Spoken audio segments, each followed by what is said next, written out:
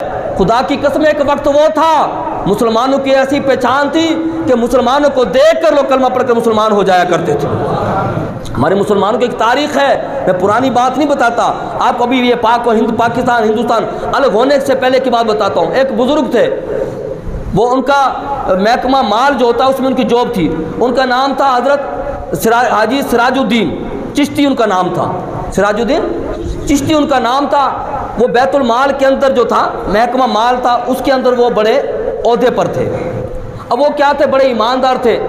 میں یہ کہنا چاہتا ہوں کہ جب بندہ اللہ تعالیٰ سے لو لگا لیتا ہے، جب رزق حلال کماتا ہے، جب اپنے وجود کے اندر رزق حلال کے نوالے اتارتا ہے، تو خدا کی عزت کی قسم جب بندہ اللہ تعالیٰ کا بندہ اور حضور کا غلام بن جاتا ہے تو پھر اس کا اثر خالی اس کے جسم پر نہیں ہوتا، پھر وہ گھر میں جائے تو گھر میں بھی اللہ کی رحمتوں کا نزول ہو رہا ہوتا ہے، اور اس کے قریب جانور آ جائیں تو جانوروں کے اندر بھی اللہ تعالیٰ جو ہے اس کی تاثیر پیدا فرما دیا کرتا ہے۔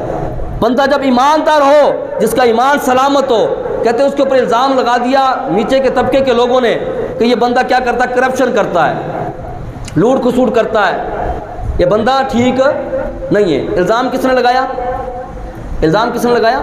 جو لوگ خود رشوت لیتے تھے، جو خود 2 نمبر کام کرتے تھے۔ اب انہوں نے کہا یہ ایماندار بندہ آفیسر بیٹھ گیا ہے، یہ خود کرتا نہیں ہے تو دوسروں کو کرنے بھی نہیں دے گا۔ جب بندہ خود کرتا ہے تو نیچے والوں سے بھی کہتا ہے بابا ٹھیک ہے کرو، میرا بھی حصہ رکھو، اپنا بھی کرو، یہ جو کام ہوتا ہے۔ اب دیکھو نا، ابھی رمضان کا مہینہ پچھلا گزرا، ایک ایسا جو پورے علاقے کی مسجدیں دکانیں بند کرواتا تھا نہیں کرواتا تھا؟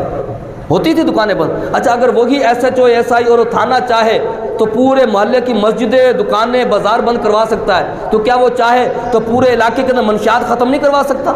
وہ چاہے تو برائی کے اڈے بند نہیں کروا سکتا؟ وہ چاہے تو چوری کو نہیں رکوا سکتا؟ وہ چاہے تو مین پوری جو پابندی کے باوجود چل رہی ہوتی ہے کیا اس پہ وہ پابندی روک نہیں سکتا؟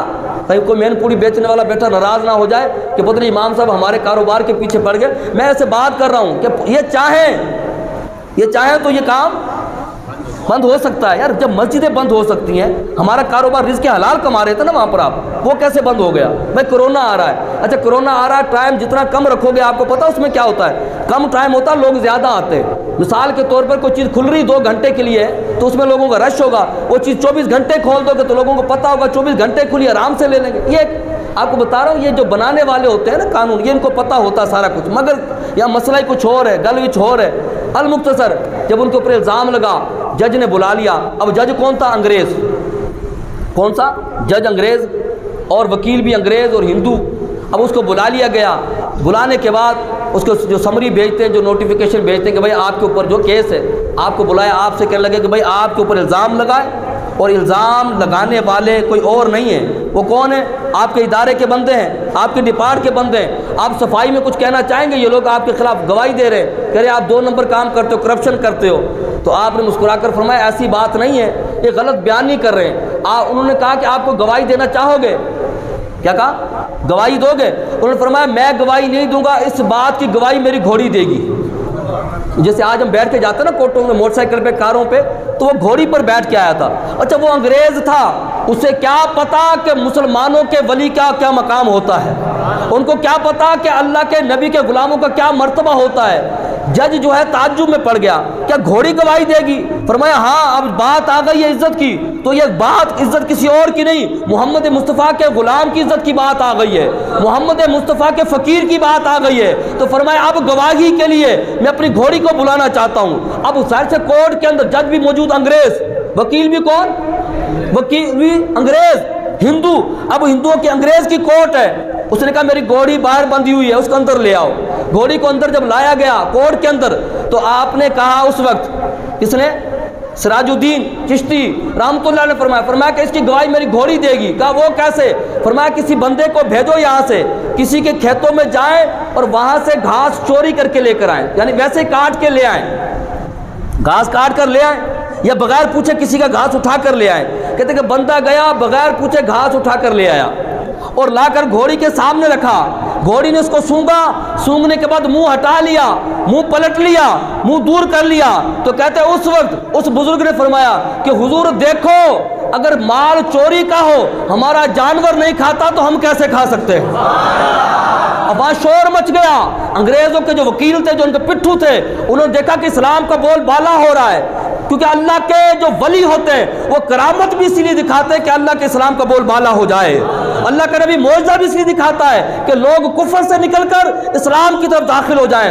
کہتے ہیں انگریزوں نے چال چلی, وکیلوں نے کہنے لگا یہ اپنی گھوڑی کو گھر سے پیٹ بھر کے لایا ہے, اس کا پیٹ بھرا ہوا ہے, یہ رج کے آئی ہوئی ہے, اس کو طلب نہیں تھی اس لیے گھاس نہیں کھا رہی, اگر یہ بھوکی ہوتی تو گھاس کھاتی, یہ فراڈ کرتا ہے, یہ وہاں بھی دھوکہ کرتا رہا ہے, یہاں بھی دھوکہ کر رہا ہے. اس بزرگ نے مسکرا کر فرمایا جو گھاس لے کر آیا ہے اسے کہو واپسی پلٹ جائے جہاں سے یہ گھاس لے کر آیا ہے. کہا جائے اسے کہے کہ میں نے تمہارے کھیتوں سے گھاس چوری کیا تھا, اتنا گھاس ہے یہ پیسے لے لے.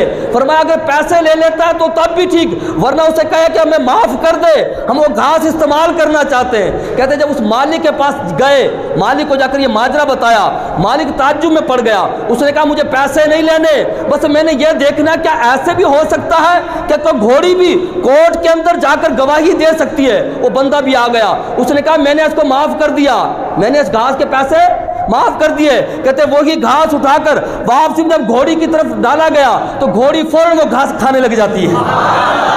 کہتے ہیں انگریز تعجب میں پڑ گیا, فیصلہ نہیں سنایا, کھڑا ہو گیا.